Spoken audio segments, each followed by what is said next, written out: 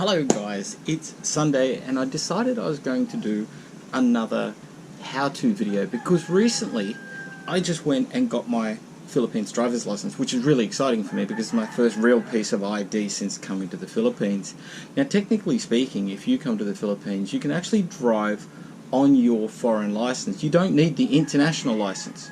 You can actually do it on your foreign license and show people, as long as it's in English. If the police pull you over, or the LTO or something like that, they pull you over, they ask for ID. If you have a driver's license from another country in English, apparently that's okay, but only for the first 90 days.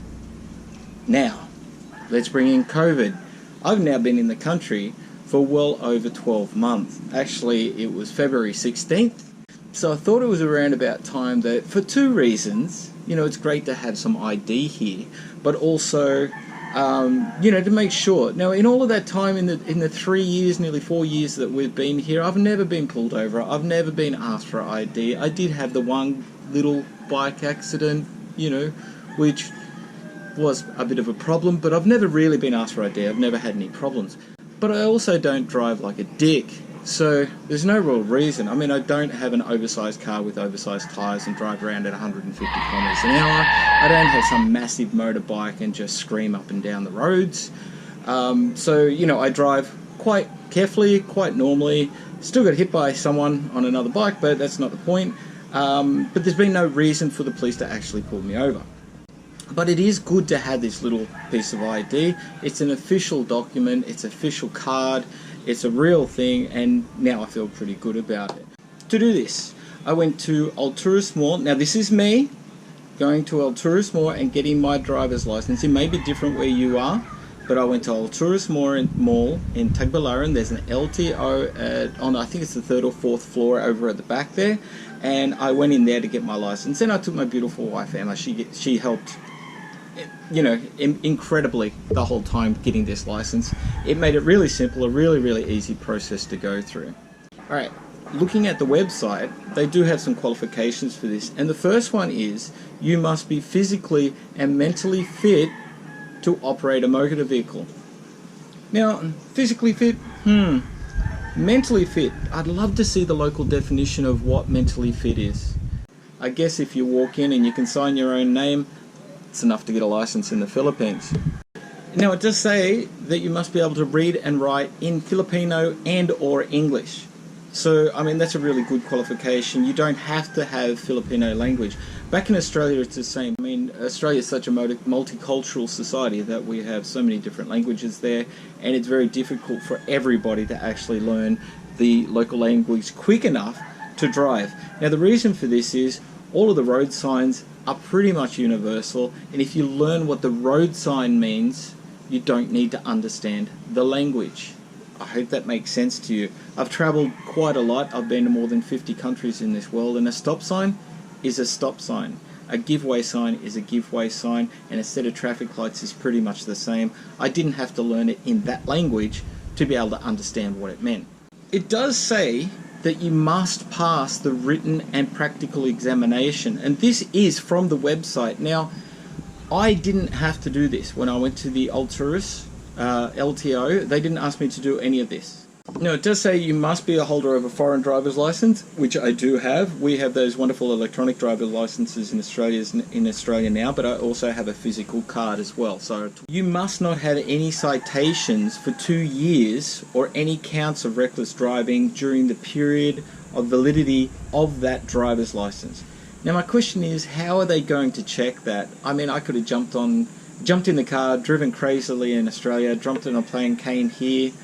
They're not going to check that, but for me they didn't check it. It wasn't a problem. I have no citations or lost points from my license at all in Australia. My license is full and clear as a rider and as a driver. Here's exactly what we did. We had photocopies of my driver's license, front and back. We had photocopies of my passport, and we had photocopies of the last entry into Australia from my passport as well. We also took the physical copies of my driver's license and my passport with us just to make sure everything was good. Now recently I also talked about getting my visa extension because my Balikbayan had run out.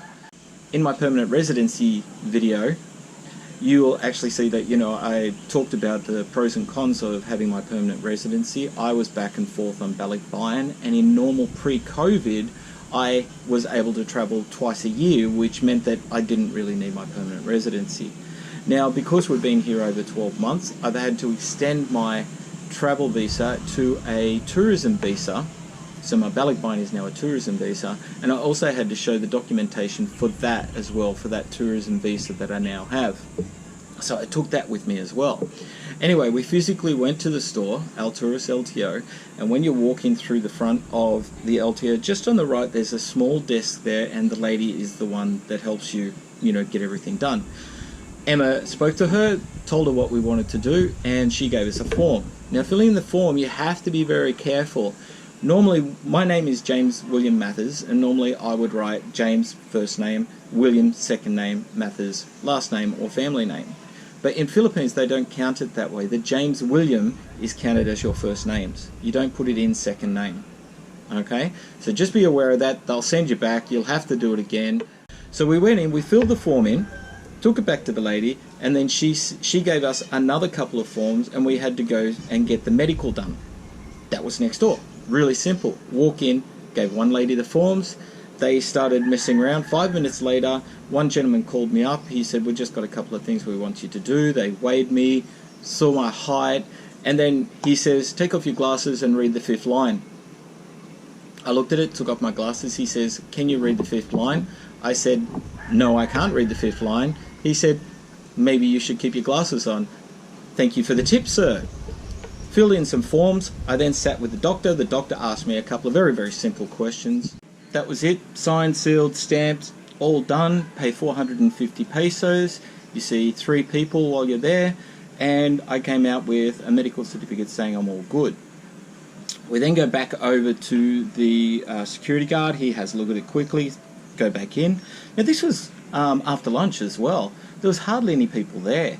So we went back to the lady that was helping us at LTO. She told us to take a seat. Now there's about probably 100, 120 seats there at LTO. Every second one has got a cross on it that you can't sit on because of COVID restrictions, and every other one is broken, so there wasn't a lot of seats left, but lucky there was hardly any people in there. I gave my documents to her. She said someone would call me.